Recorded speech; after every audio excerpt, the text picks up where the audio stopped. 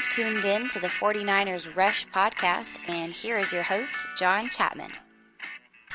All right, welcome to another episode of the 49ers Rush podcast with your host, John Chapman, and I am coming to you live from Nashville. What a day after day one of the NFL draft, and it kind of had it all. Obviously, this episode we're going to be talking about Nick Bosa and everything that he brings. If you've listened, you know I was a huge Nick Bosa fan of what he does on the field, and so I'm very, very excited about the pick. So we're going to break down all that we know about Nick Bosa right now.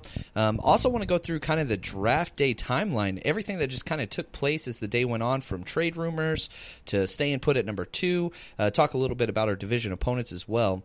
And then we're going to end the episode with who's still on the board. There is so much talent. There were a lot of surprise picks that took place in the first round, and perhaps even more surprising, the people that weren't picked that a lot of people, myself included, have top-tier grades on. So that's what's going to be in this episode. And again, just want to say thanks for all the support. Now, I did talk about how I was going to try to live broadcast from the draft, but unfortunately, there were so many people in Nashville that I was able to record some, but it was just inaudible. The quality in the midst of everybody was just a little too insane. And on top of that, the cell phone network seemed to crash completely in Nashville because there were just so many people all in the same location that, you know, everybody had perfect LTE coverage or whatever, but the internet was not working.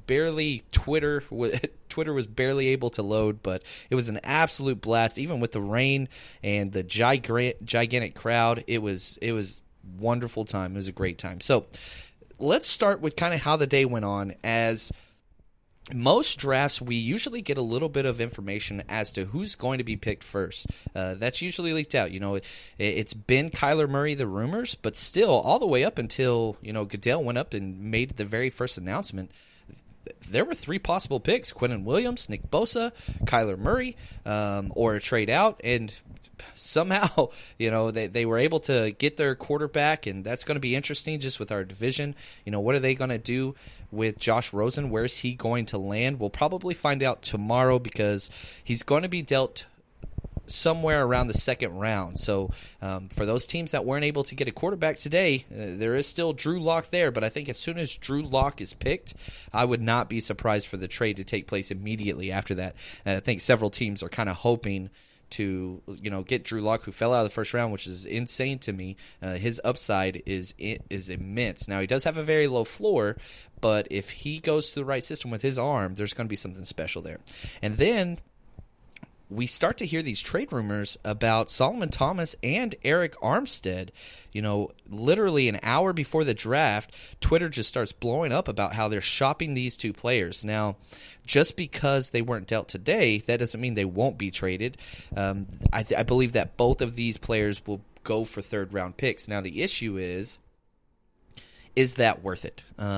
What are you going to do with Solomon Thomas? If you believe Solomon Thomas is an outside player, like, you know, where Robert Saleh's played him, then yeah, I think you need to trade him right now because we're going to ruin this kid's career. Now, I do know in Week 14 we started playing him much more inside, but what's that going to look like now? Who knows? I have no problem with Buckner and Solomon Thomas inside on almost every single play. Just have your starting 4 out there, you know, D Ford and Nick Bosa and both your interior guys. I am cool with that. Eric Armstead, he's going to rotate at the end position, and then you can rotate in guys like DJ Jones. But I want those 4 guys out there as much as possible, especially whenever you look at, I think it was 77% of plays the 49ers spent in their nickel package. So those guys are going to be your primary people, and if you keep Solomon inside, that's great. Now, Armstead, this is the last year that he will be with the 49ers. They picked up his option. So if a team trades for him, he's not very cheap, and you're going to have to redo a whole deal with him, so that's going to make it even more complicated. Now, let's say the 49ers keep Armstead, and you don't intend to sign him next year. There's 2 schools of thought here. One is get what you can now. You know, he's amazing run defender, but he doesn't bring much in the passing game, and he is being played out of position. But if you do keep him, then what you can do next year is whenever he leaves, you'll get draft compensation, by the compensatory picks. Now, the issue with that is that only works if you don't sign free agents. So if you look at, how the Patriots have 12 picks in the draft this year, it's only because they let guys walk. They never pay their big players. And then on top of that, they don't sign free agents until after the May 7th deadline. You sign them after that date, then it doesn't go into the compensatory pick formula. So with the 49ers, we're very active in free agency, so that comp pick formula doesn't really pertain to us because it's just not something that we value. So because of that, if you're 100% sure you're going to walk away, I think we are able to now. We have that freedom with the Nick Bosa pick, but I don't think you can get more than a fourth for him because he's not cheap, and you would have to do a deal for him.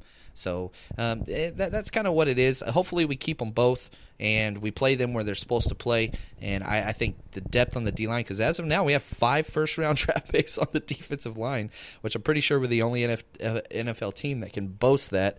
Perhaps it's nothing to brag about that we keep having to pick the same position because we haven't addressed what we really needed. But this offseason, it is addressed. You go out and you get Dee Ford, who insane edge rusher. He's not the best defensive end, but he's the ideal pass rusher. And then you partner that with Nick Bosa. And that's what I want to talk about now. Nick Bosa, out of Ohio State, he's the number 1 player on my big board by a lot. I have a tier. I do my rankings in tiers, and Bosa was by himself. And then there was a tier below that. And so I love Nick Bosa. 6'4", 266 pounds, ran a 4.7940, which is great. 33-inch arms, not ideal, but the most important thing about his measurables is his quads. Good Lord. If you go back to the combine, you see how big his quads are. It is impressive. You can see where he gets his power from. So I want to go through my scouting/coaching notes just on his film. And I've watched more film on Nick Bosa than I have on any prospect. Basically, every single game the past 2 seasons I have watched at least once. And he is exactly how you draw a 4-3 edge rusher. You'd like him to be a little bit longer, but he makes up for that with his elite first step. Now, he's not the fastest 40 guy, but his 10-yard time was better than Josh Allen's. So his top end speed isn't there, but his burst and get off is just elite. Very heavy handed. And what I mean by that is whenever he puts his hands on the offensive tackle feels it and moves. So he controls the offensive blocker every single time whenever he engages his hands, and he has great bend for a bigger guy around the edge, and it doesn't seem to make sense. Even with his brother Joey, that was the thing that made him so special, and he was the 3rd overall pick to the Chargers. And it translates to the NFL whenever you see that bend. And the thing that's so important about Nick Bosa is his highlights perhaps aren't the best thing in the world, but his film is so consistent. If you want to see a guy that literally changes the entire game, just watch the actual game film. Teams run away from him. They motion guy. They chip block him. They double team him. You can tell with every game you watch, the offensive coaches on the opposing team circle this kid and they say, we're not going to let him beat us.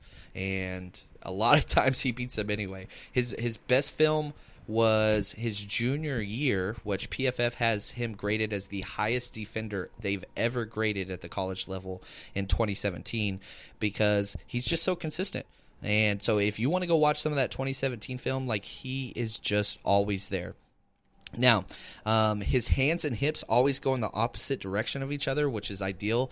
He doesn't waste movement. What I mean by that is whenever he swats at the tackle or the offensive lineman, he will make himself skinny to where as he delivers the blow, it's very difficult for the tackle to kind of regain and get his hands on them because as he makes his contact, he makes his move all in the same movement. And if you watch the combine, a lot of those positional drills, that's what the coaches are looking for. Anybody can just slap it back hard. That's not what that's about. They're watching the feet and the hips. Can they make contact with the offensive lineman with force and also make themselves skinny and a smaller target so that the lineman will miss and or slip past them?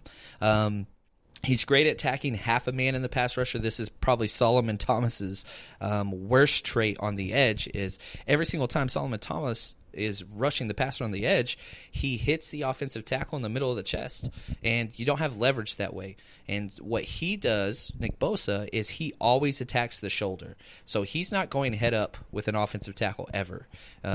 You're going to lose that battle. He understands leverage, and he understands how to always be on the edge. Very disciplined player when it comes to run game and gap responsibilities. He understands how to take proper pursuit angles. He does not get beat outside. He doesn't, if it's a running play or a stretch, an outside run to his side, he does not get up the field. He's very, very disciplined in the fact that he keeps his shoulders and hips parallel to the line of scrimmage, and he just doesn't take wasted steps.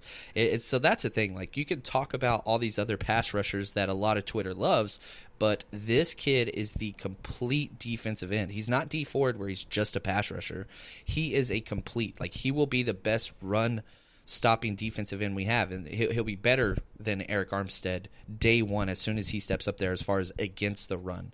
The only negative that I had about him was his pursuit after the ball leaves the pocket or the quarterback throws it or whatever. It's not ideal. He plays with a very high motor for the first 4 seconds. If the play goes longer than that, you're not going to see him chasing down screens down the field. It's not really his game. He goes all out every single play, but you can kind of see it ticking down after the first 4 or 5 seconds. So it's a small thing. I don't want to knock him on effort because his effort's elite. He doesn't take any plays off. But if it's a toss to the other side, he's not a guy that you're going to see chasing down 30 yards down the field. Now, his sacks and everything, he has 18 sacks and 117 pressures on 581 pass rush snaps. That is bananas. Because, I mean, you're talking about a guy that's getting more than 100 hurries on just under 600 pass rushing snaps. That means 1 out of every 5 plays, this guy, pass plays, he is in the quarterback's face. That is beyond elite. He's only had 6 missed tackles in 3 years. Again, you want to talk about, the difference between him and Solomon Thomas. I'm not trying to knock on Solomon Thomas, but a big reason why he hasn't been successful at the next level is missed tackles. He's one of the poorest tacklers in the NFL as far as interior or defensive linemen in general. Solomon Thomas. But Nick Bosa, 6 missed tackles in 3 years is insane. And he had 55 solo stops, where just the only player on the field, he was able to make the play. And I absolutely love this pick. I'm so glad that we didn't get cute and jump around. We got the guy we wanted, and we moved on. So, after talking about Nick Bosa, I'm very, very excited. This is an A-plus pick. Love this pick. Who is left? So what I want to do now is talk about exactly who the 49ers should be targeting with day 2 in that pick number 36. Before I do that, however, I do want to say thanks to our sponsor, Game Day Sports and Memorabilia. These guys are the absolute best. Any sports memorabilia needs you need, please head over there, Game Day Sports Memorabilia. Let them know the 49ers Rush podcast sent you, and they will be sure to hook you up with whatever it is that you need. All right, let's talk about round 2 and what the 49ers should do. So what I want to do is just kind of update you on my big board and the value that I see. My number 9, the highest ranked player that I have left is number 9, and that's Jawan Taylor. Now, I love Jawan Taylor because he's an excellent run blocker, and he performed very, very well against the elite people in the top-tier draft people that are coming out in the draft. Josh Allen, Montez Sweat, shut him down. Now, the problem with Jawan Taylor and why he's still available, he's just a right tackle. And he's not a finesse right tackle at all. So there's very few teams that are going to value him like I do. His tape is great, but again, the issue is he doesn't fit everybody. Number 11, I have Byron Murphy, cornerback out of Washington, and Greedy Williams, number 12, out of LSU. The cornerback position has been the most drafted position in the NFL in the first round for the past decade. And it was not the case today. One corner goes, 2 safeties, and that's it. There are top-tier corners that are available. So Byron Murphy and Greedy Williams, I do not think will last very long. Pick number 18, Dalton Reisner, offensive lineman out of Kansas State. Just can play all 5 positions, mean as hell. Pick number 20, Rock Ya-Sin Temple. Not pick number, but this is just my big board in their overall rankings. Number 21, Eric McCoy, amazing offensive guard out of Texas A&M. And if your goal is to win your division and stop your division opponents from their best thing, Eric McCoy's the guy. You want to stop Aaron Donald? Not saying he could do that, but he is the perfect pick at a huge position of need. I love Eric McCoy. I would love that pick to be there. 23, Nasir Adderley, one of my favorite safeties. He is my number 1 overall safety out of Delaware. Jay Sternberger, number 24, tight end out of Texas A&M. He's one of the guys that I just fell in love with, and I really thought the Patriots were going to take him. But when the wide receiver fell, why not? They got N'Keal Harry, which the NFL shouldn't have let them do. Pick 25, Kelvin Harmon, wide receiver, NC State. And overall ranking number 26, Hakeem Butler, Iowa State. And then the last 2 guys that I have a first-round grade on are number 29, DK Metcalf, which everybody knows, and number 30, Cody Ford. So those are my 30 first-round grades, which I had 30 this year, which is more than normal. If I had it my way, which unfortunately I'm not the GM, but I trust in John Lynch, I would absolutely love to get a guy like Dalton Reisner. He is the perfect fit. He'd start at guard year 1 at pick 36, and then we could move him over to tackle once Joe Staley finally does retire. We shore up that offensive line, and our offensive line would be mean as hell if we did this with this pick. Now, the question is this. There's going to be a lot of trades. As the draft goes on, this is where more trades happen. I think we made it through the first 10 picks. The 10th pick was the first trade in the NFL draft this year. But then you saw trades started flying around like crazy. Tomorrow's going to be a lot of trades. So if the 49ers could drop back, from 36 to like 40, 41 and pick up something for next year, whether that's, additional second-round pick or just something like that, I really think that would be beneficial. But I will continue, and hopefully I'll be back with you guys tomorrow and talk about the second and third round and some more great picks. But hopefully everybody's enjoying this. And if you have any questions about the draft or anything, please hit me up on Twitter. All questions will be answered at JL_Chapman, at JL_Chapman. And, man, hey, we get at least 2 more 49ers tomorrow, so it's going to be a great day, and thanks for listening.